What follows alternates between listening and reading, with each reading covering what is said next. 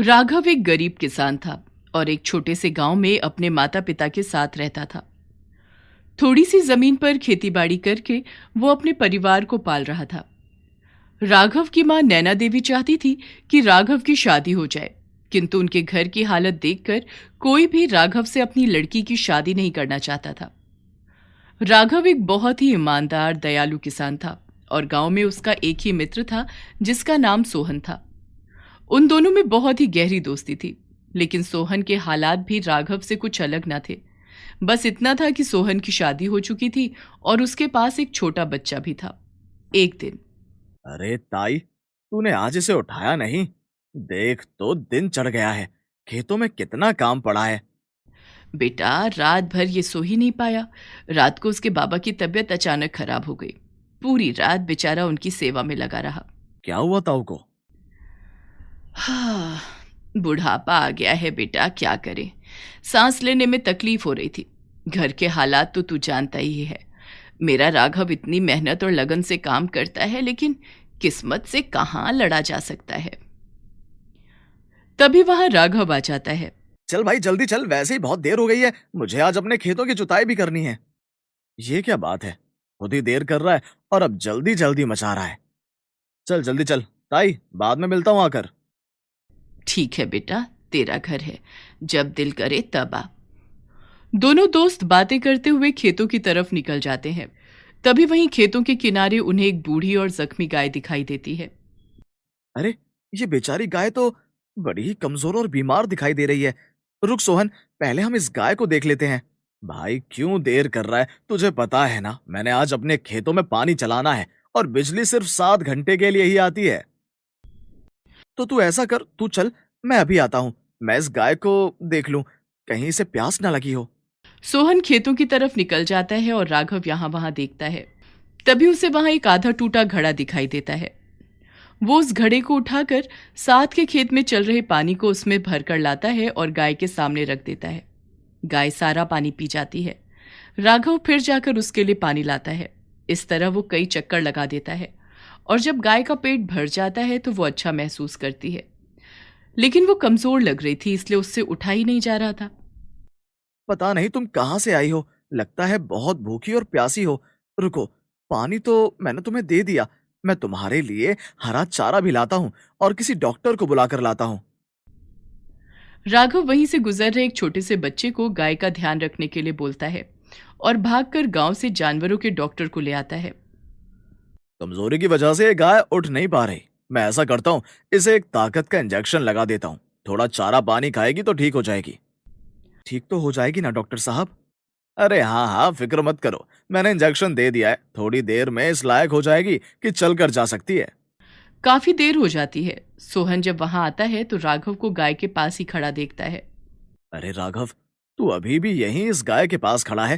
तुझे तो आज अपने खेतों में काम था ना? क्या करूं यार, मेरा मन ही नहीं माना। मैं कैसे इसको दुख तकलीफ में छोड़कर चला जाऊं? चल, दिन छिपने वाला है। एक काम कर, पास के ही एक गांव में एक बाबा रहते हैं। उनके पास में बहुत सारी गाय हैं। यूं कह लो कि उनके पास एक छोटी सी गौशाला है। इस गाय को वहीं छोड़ आते हैं। हाँ हाँ, ये ठीक रहेगा। चल ठीक है। राघव और सोहन उस गाय को धीरे धीरे चलाकर उस बाबा के पास छोड़ आते हैं। सोहन अपने घर चला जाता है और राघव भी आकर अपने माता पिता के पास बैठ जाता है और तभी वो गाय के बारे में बताता है। ये तूने क्या किया राघव? बेटा अगर तूने पूरा दिन उसकी सेवा में ही लगा दिया था तो उसे घर ले आता, मैं उसकी देखभाल कर लेती। मुझे तो सुनकर ही बुरा लग रहा है। जा उस गाय को ले आ। मेरी भी तो तू सेवा करता है। जब तू अपनी माँ को नहीं छोड़ सकता तो तूने गाय माता को कैसे छोड़ दिया? माँ की बातें सुनकर राघव परेशान हो जाता है और वो तुरंत गाय को लेने के लिए चल देता है। बाबा के आश्रम में जाने के बाद बाबा, आ तो मैं सुबह भी जाता, लेकिन रात भर परेशान रहता। मैं उसे ऐसे नहीं छोड़ सकता। राघव बाबा से गाय लेकर घर की तरफ चल देता है और रास्ते में मुझे माफ करना गौ माता, मैं भी न जाने क्या सोचकर तुझे छोड़ आया। अब मैं आपकी बहुत सेवा करूंगा।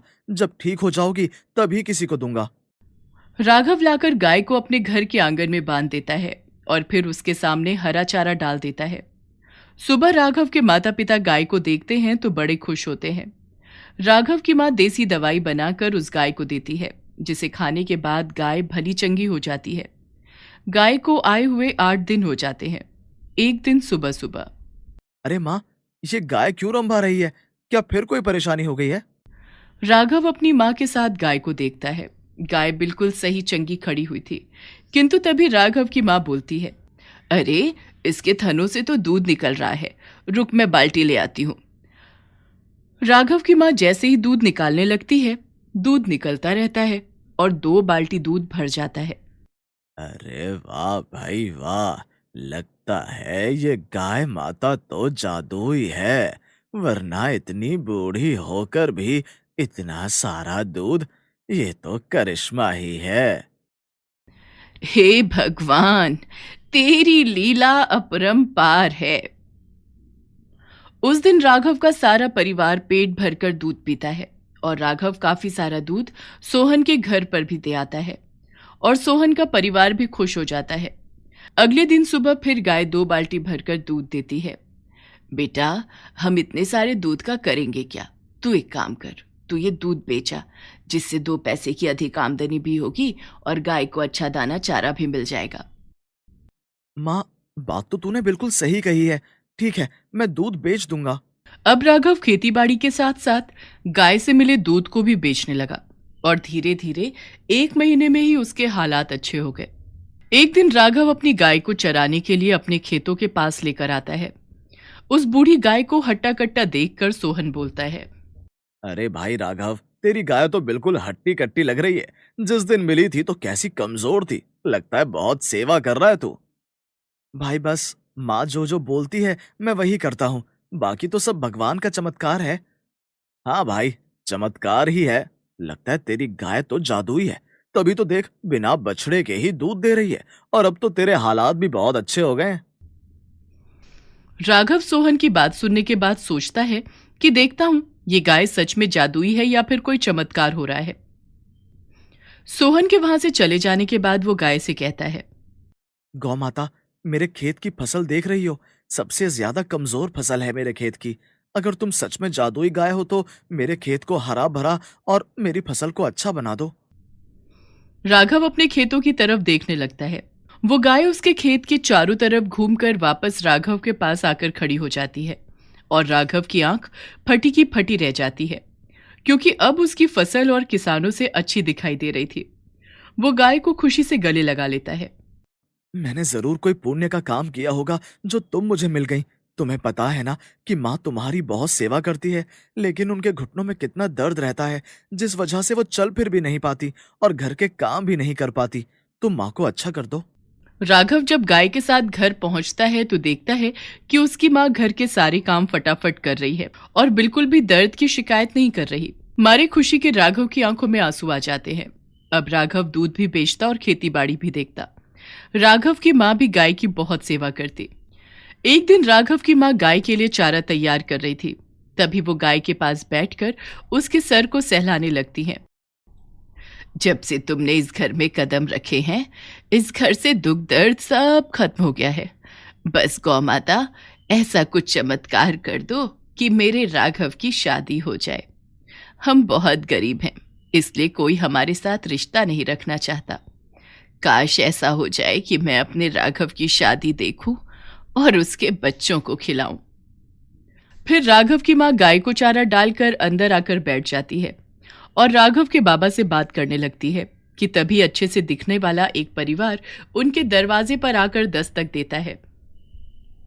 हाँ जी, मैंने आपको पहचाना नहीं, क्या काम है? बहन जी, मैं पास के गांव का रहने वाला हूँ और आपके बेटे के बारे में मुझे किसी ने बताया है। अभी खेतों में आपके बेटे को देखकर आ रहा हूँ। मुझे आपका लड़का पसंद है और अपनी बेटी का रिश्ता आपके बेटे के लिए लेकर आया हूँ।